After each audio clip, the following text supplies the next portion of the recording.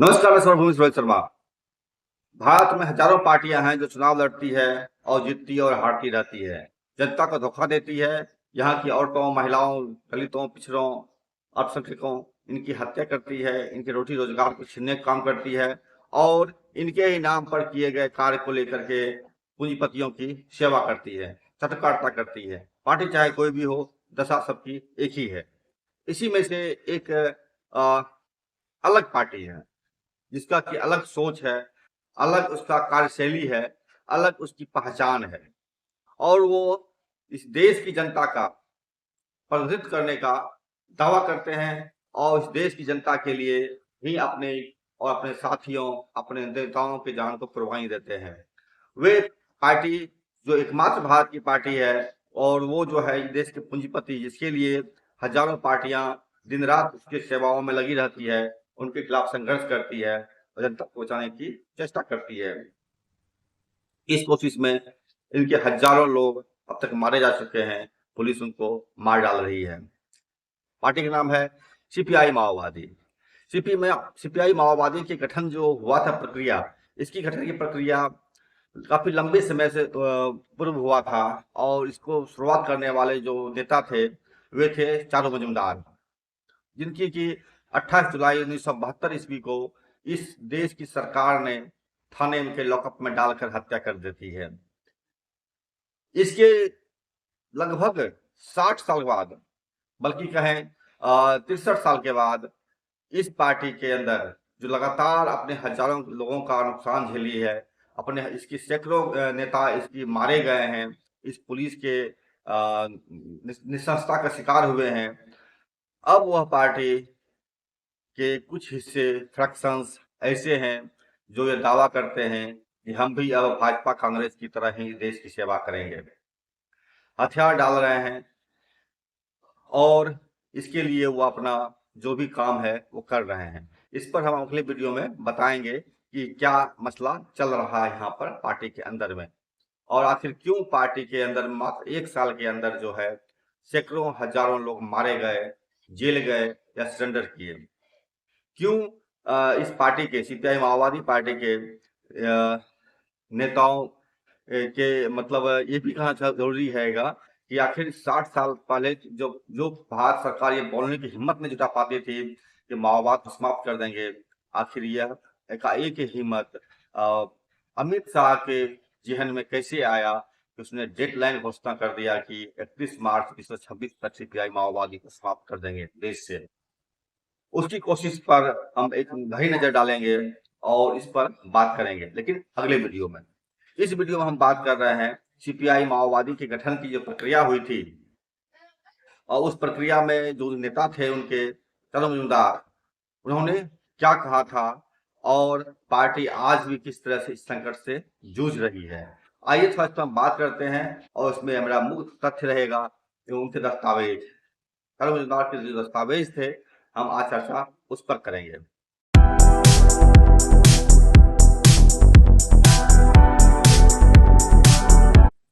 तो आज हम जिस बात पर चर्चा करने की कोशिश कर रहे हैं वो है चारू मजूमदार द्वारा लिखा गया दस्तावेज। आप सभी जानते हैं चारू मजूमदार के भारत में 8 दस्तावेज हैं और आठों दस्तावेज के ही आधार पर सीपीआई माओवादी का गठन हुआ था और ये आठों दस्तावेज जो है भारत क्रांतिकारी जनता के लिए, क्रांतिकारी पार्टी के लिए एक दिशा निर्देश है या कहें उसके आधार स्तंभ है। इसी में एक छठा दस्तावेज है जिसको कि सन 1966 ईस्वी को लिखा गया था। 30/8/1966 ईस्वी को ये छठा दस्तावेज लिखा गया था चारू मजूमदार के जरिए और यही दस्तावेज जो है एक बुनियादी फर्क डालता है देश की तमाम पार्टियों में और भारत क्रांतिकारी पार्टियों में। दस्तावेज क्या कहता है, आज इसको समझने की जरूरत है। कभी आप आज माओवाद जिस संकट से जूझ रहा है, जिस अलगाव की स्थिति से जूझ रहा है, अलगाव मतलब दोफार, स्प्लिट, विभाजन, उसको समझ पाएंगे। आइए हम सीधा इस दस्तावेज को देखते हैं और जानते हैं चारों मजुमदार ने अपने छठे दस्तावेज में क्या कहा था। इस दस्तावेज का शीर्षक है संशोधनवाद के खिलाफ समझौताहीन संघर्ष के जरिए सच्ची क्रांतिकारी पार्टी गठन करने का संघर्ष ही आज का प्रधान काम है। नीचे लिखा है, पार्टी के नेताओं ने लंबे अरसे तक जेल काटने के बाद पार्टी कांग्रेस के बाद केंद्रीय कमेटी का पहला पुनर्धिवेशन किया। संशोधनवाद के खिलाफ संघर्ष करके जो पार्टी गठित हुई, उस पार्टी के केंद्रीय नेतृत्व ने सैद्धांतिक प्रस्ताव पारित कर सीधी ऐलान किया कि महान चीनी पार्टी भारत सरकार के बारे में जो सारी आलोचनाएं कर रही है वे सभी गलत हैं। साथ ही साथ उन्होंने प्रस्ताव में यह कहा है कि सोवियत संशोधनवादी नेतृत्व की कभी अभी आलोचना नहीं करनी होगी, उससे समाजवाद में लोगों की आस्था घट जाती है। अर्थात सोवियत संशोधनवादी नेतृत्व अमेरिकी साम्राज्यवाद के सहयोग से दुनिया में प्रभुत्व कायम करने की जो कोशिश कर रहा है उसे बेनकाब नहीं करना होगा। महान चीनी क्रांति के नेता कम्युनिस्ट पार्टी और उसके नेता कॉमरेड माओ त्से-तुंग आज दुनिया भर के मजदूर और क्रांतिकारी संघर्ष का नेतृत्व कर रहे हैं। लेनिन के बाद आज कॉमरेड माओ त्से-तुंग ने लेनिन की जगह ले ली है। अतः चीनी पार्टी तथा कॉमरेड माओ त्से-तुंग का विरोध करके संशोधनवाद के खिलाफ संघर्ष नहीं किया जा सकता। ये जो पॉइंट है, कॉमरेड माओ त्से-तुंग का विरोध करके संशोधनवाद के खिलाफ संघर्ष नहीं किया जा सकता, तो मैं बता दूं आपको, अभय ने जो सीपीआई माओवादी प्रवक्ता है, उन्होंने माओवाद को माओ का विरोध किया उन्होंने है और उन्होंने माओवाद को संकीर्णतावाद से जोड़ दिया है। आगे देखते हैं, इसमें मार्क्सवाद लेनिनवाद की विशुद्धता की रक्षा नहीं की जा सकती। चीनी पार्टी का विरोध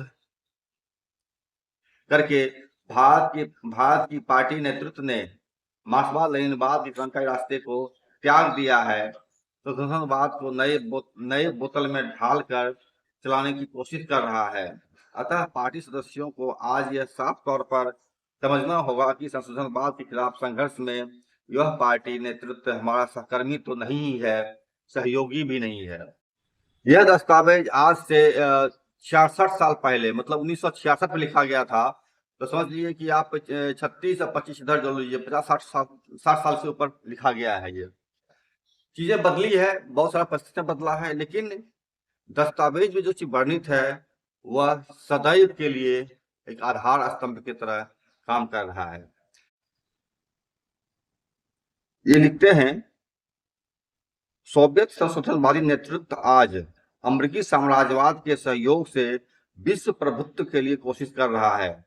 वह आज हर राष्ट्रीय मुक्ति संघर्ष के प्रति दुश्मनी बरत रहा है। क्रांतिकारी पार्टियों को तोड़कर संशोधनवादी नेतृत्व कायम करने की कोशिश कर रहा है और बेशर्मी के साथ अमेरिकी साम्राज्यवाद की दलाली कर रहा है। वह आज हर देश के जनमुक्ति संघर्ष का दुश्मन है, क्रांतिकारी संघर्ष का दुश्मन है, क्रांतिकारी चीन का दुश्मन है, यहाँ तक कि सोवियत जनता का भी दुश्मन है। अतः इस संशोधनवादी नेतृत्व के खिलाफ खुलेआम संघर्ष चलाने से अमेरिकी साम्राज्यवाद के खिलाफ खुलेआम संघर्ष नहीं चलाने से अमेरिकी साम्राज्यवाद के खिलाफ संघर्ष नहीं किया जा सकता।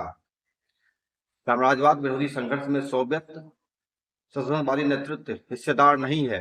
यह बात नहीं समझने से साम्राज्यवाद विरोधी संघर्ष का संचालन करना असंभव है। पार्टी नेतृत्व तो उस रास्ते पर नहीं जा रहा है, उल्टे विभिन्न लेखों के जरिए जनता को समझाने की कोशिश कर रहा है कि थोड़ी बहुत गलतियां करने पर भी सोवियत नेतृत्व बुनियादी तौर पर भारत सरकार की नीति का विरोध कर रहा है और समाजवाद के रास्ते पर ही है। अर्थात सोवियत नेतृत्व जो धीरे धीरे सोवियत समाजवादी राज्य को एक पूंजीवादी राज्य में बदल रहा है और इसीलिए जो यह सोवियत अमेरिकी सहयोग हुआ है, इस बात को ही धूर्तता के साथ छिपाने की कोशिश कर रहा है। इसलिए पिछले 2 वर्षों के भारत के राजनीतिक और सांगठनिक विश्लेषण के मामले में साम्राज्यवाद, खासकर अमेरिकी साम्राज्यवाद के हस्तक्षेप की बात नहीं कही गई है। जबकि जॉनसन से लेकर हम्फ्री तक अमेरिकी साम्राज्यवादी सरकार के प्रतिनिधि बार बार ऐलान कर रहे हैं कि चीन के खिलाफ भारतवर्ष को वे आधार के रूप में इस्तेमाल करेंगे। इतना ज्यादा महत्वपूर्ण सवाल केंद्रीय कमेटी की नजर में ही नहीं आया। इसलिए राजनीतिक सांगठनिक प्रस्ताव में साम्राज्यवादी जवाबी हमले के खिलाफ पार्टी सदस्यों को कोई चेतावनी नहीं दी गई है। वरन सारा प्रस्ताव पढ़ने से ऐसा लगता है कि स्थिति में कोई खास परिवर्तन नहीं हुआ है। किसी किसी हिस्से में कड़ाई बढ़ गई है। आम आंदोलन के जरिए ही उसका मुकाबला किया जा सकता है। पिछले दो पिछले 2 वर्षों के संघर्ष की जो नई विशेषता है, अर्थात प्रतिक्रांतिकारी हिंसा के खिलाफ क्रांतिकारी हिंसा की अभिव्यक्ति, जन आंदोलन के इस विकासोन्मुख दिशा के बारे में पार्टी नेतृत्व पूरी तरह चुप है। जन आंदोलन के सवालों को उन्होंने इस रूप में पेश किया है जिससे यह सहज निष्कर्ष निकल आया है कि आगामी चुनाव में गैर कांग्रेसी जनवादी सरकार बनाना ही हमारा बुनियादी उद्देश्य होगा। उनके प्रस्ताव में एक भी जगह यह बात नहीं कही गई है कि साम्राज्यवादी शोषण तथा परोक्ष शासन को छिपाने के लिए ही यह चुनाव हो रहा है। इस चुनाव के जरिए भारत की प्रतिक्रियावादी सरकार कानून व्यवस्था के प्रति मोह फैलाना चाहती है और उसकी ही आड़ में साम्राज्यवाद के निर्देश से हमारे देश को दक्षिण पूर्व एशिया में प्रतिक्रांतिकारी आधार पर तैयार करना चाहती है और जनता के क्रांतिकारी हिस्से पर खूंखार हमला चलाकर जनता के प्रतिरोध को शांत कर देना चाहती है। इंडोनेशिया के अनुभव ने हमें सिखाया है कि ये उस दौर की बात है। यह माइनाशन समाजवाद आज कितना खूंखार हो सकता है। पार्टी नेतृत्व की जिम्मेदारी थी कि इस स्थिति का मुकाबला करने के लिए पार्टी सदस्यों को तैयार करता और क्रांतिकारी हिंसा ही एकमात्र रास्ता है इसे साफ साफ रखता तथा समूची पार्टी को इस आधार पर संगठित करता। भारत के पार्टी नेतृत्व ने न सिर्फ इस काम को नहीं किया बल्कि क्रांतिकारी प्रतिरोध की बात पार्टी के अंदर बोलने पर भी रोक लगा दी। पार्टी नेतृत्व क्रांतिकारी प्रतिरोध या सशस्त्र दुस्साहस बात कहकर चिल्ला उठता है, लेकिन साथ ही साथ वे छिपा गल्ला बाहर करने, घेराव, लगातार हड़ताल आदि बातों का मनमानी इस्तेमाल कर रहे हैं। लेकिन इन संघर्षों की कार्यनीति अनिवार्य रूप से जो दमन लाएगी, उस दमन का प्रतिरोध करने की कोई बात कहने से ही उस पर दुस्साहसवाद का लेबल लगा देते हैं। राज्यव्यापी लगातार हड़ताल मध्यम वर्गीय उग्र वामपंथी आवाज के अलावा और कुछ नहीं है। एक ओर यह उग्र वामपंथी आवाज, तो दूसरी ओर राजनीतिक सवाल पर चुनाव के क्षेत्र में एकता करने की प्रचंड इच्छा, जिसका मतलब है बुर्जुआ वर्ग का पिछलग्गू बन जाना। अतः यह पार्टी नेतृत्व भारतवर्ष की जनवादी क्रांति की जिम्मेदारी लेने से इनकार कर रहा है और इसी के फलस्वरूप वे आधुनिक संशोधनवादियों की धुर चालबाजी अर्थात मुंह में क्रांति और काम में बुर्जुआ का पिछलग्गू बनने का रास्ता अपना लिया है। इसीलिए एकमात्र मौजूदा पार्टी व्यवस्था तथा उसके सांगठनिक ढांचे का ध्वंस करने के जरिए ही क्रांतिकारी पार्टी गठित हो सकती है। अतः इस पार्टी के तथाकथित फॉर्म या ढांचे को मानकर चलने का मतलब होगा मार्क्सवादी लेनिनवादियों को निष्क्रिय कर देना और संशोधनवादी नेतृत्व के साथ सहयोग करना। अतः पार्टी सदस्यों के सामने पार्टी नेतृत्व से लेकर आम सदस्य तक को जिन्हें मार्क्सवाद लेनिनवाद में विश्वास है, आज मार्क्सवाद लेनिनवाद के क्रांतिकारी वक्तव्य को लेकर आगे आना होगा। तभी क्रांतिकारी पार्टी गठन के काम में हम हाथ लगा सकेंगे। भारत व्यापी जन विस्फोट के सामने भारत सरकार पीछे हटने को मजबूर हुई है। इसी वजह से चुनाव की पूर्व बेला में जनवादी आंदोलन के अवसर बढ़ गए हैं। इस समय सरकार प्रतिक्रांतिकारी शक्ति को संगठित कर रही है।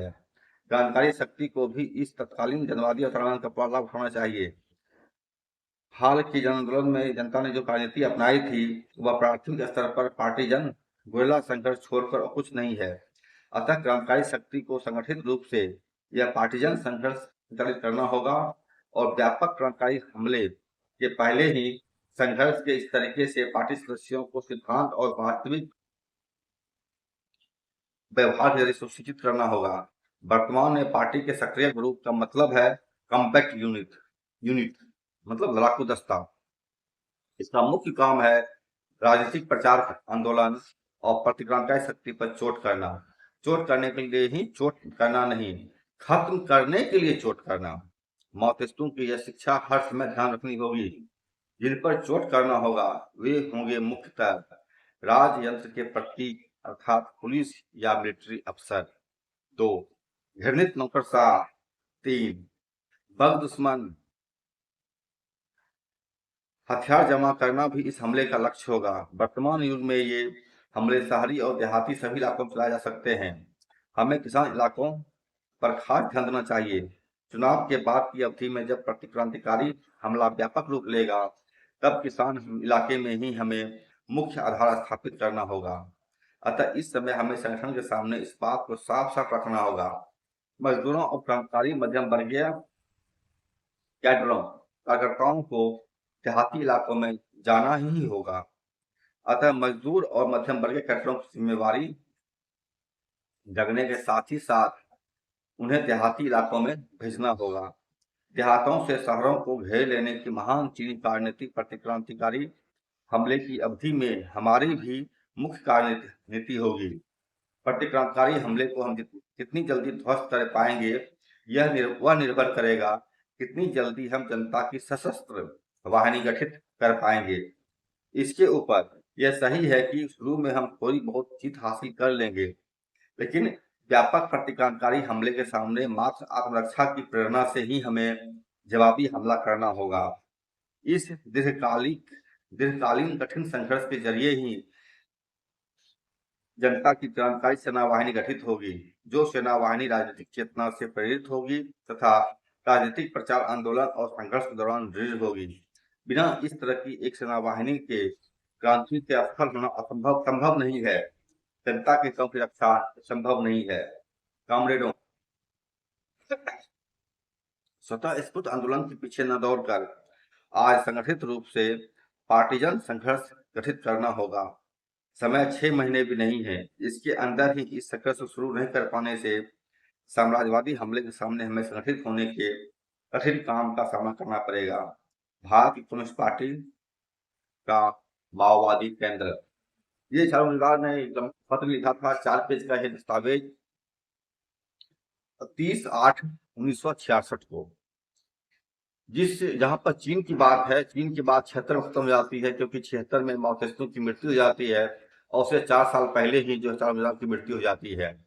तब का चीन आज का चीन में बहुत अंतर है। तब का चीन में के वक्त में जो सोवियत संघ की स्थिति थी, आज वही स्थिति इतने साल के बाद, 60 साल के बाद अब चीन की स्थिति है। इसलिए सवाल कई तरह के हो रहे हैं। ये किताब है, आप देख सकते हैं, चारुमजदार की लिखी हुई किताब है। और इन्होंने जो है जिस संशोधनवाद के खिलाफ संघर्ष करने की बात कही है, निरंतर करने की बात कही है, वह संशोधनवाद आज माओवाद के अंदर में भी किस तरह से प्रवेश किया है, इसको आप अभय के पत्र में देख सकते हैं। यह दस्तावेज तब लिखी गई थी जब भारत में सीपीआई से टूट करके अलग हुई थी सीपीएम पार्टी। सीपीएम पार्टी के अंदर ही ये डिबेट चल रहा था और ये डिबेट चला रहे थे माओवादी केंद्र के नाम से। तो ये पूरी स्थिति चल रही है। और आप आज जब भारत की कम्युनिस्ट पार्टी माओवादी के पोलिट ब्यूरो सदस्य और प्रवक्ता अभय ने भारत सरकार के सामने सरेंडर करने का घोषणा किया है, सशस्त्र संघर्ष छोड़ने की बात कही है, माफी मांग रहे हैं और पूरी पार्टी को सरेंडर करने की दिशा में ले जाने की कोशिश कर रहे हैं। ऐसे में ही पार्टी के कुछ हिस्से हैं ऐसे जो तेलंगाना का राज कमेटी है, उन्होंने जो है उस सवाल को उठाया है और चीज को बहस की दिशा में ले गया है। तेलंगाना पहले भी इस मामले को मजबूती से लड़ता रहा है। उसमें आंध्र प्रदेश हुआ करता था और अब फिर एक बार तेलंगाना के लोगों को सर पर ये जवाबदेही आई है और उन्होंने इसका अनुपालन किया है। शायद यही कारण था कि पार्टी के अंदर लोग अभय या वेणुगोपाल के बारे में संशोधनवादी चरित्र को उनका समझ चुके थे। शायद यही कारण था कि मोस्ट सीनियर होने के बाद भी वेणुगोपाल उस अभय उस सोमदत्ता को पार्टी महासचिव नहीं बनाया गया और उनसे काफी जूनियर देव जी को यह पदभार दिया गया, ये जिम्मेदारी सौंपी गई। आगे क्या होता है ये तो बात की बात है, लेकिन हम अगले वीडियो में चर्चा करेंगे कि आखिर वो कौन सी ताकत थी, वो कौन सी चीज थी जो अमित शाह जैसे लोगों को यह कहने का साहस दिया कि हम 31 मार्च 2026 तक भारत से सीपीआई माओवादी को समाप्त कर देंगे। क्या उसके आधार अभय थे? क्या उसका आधार वेणुगोपाल थे या उनके जैसे लोग थे? आखिर क्या कारण रहा है कि मात्र छोटी सी अवधि में पार्टी का सबसे बड़ा नुकसान हुआ है और उनके महासचिव बासव राज की स्तर की शहादत हुई है। यह भारत के इतिहास में 50 साल या 60 साल के बीच का दरमियान रहा है जब इतना बड़ा नुकसान पार्टी झेली है। 53 साल। इस पर चर्चा हम अपने अगले वीडियो में करेंगे। लेकिन संशोधनवाद का संघर्ष का जो अलग सर्वजनता ने जगाया था वो आज भी उतना ही प्रासंगिक है जितना कि 1966 में था। चैनल देखिए, लाइक शेयर कीजिए, आपसे जुड़े रहिए। नमस्कार।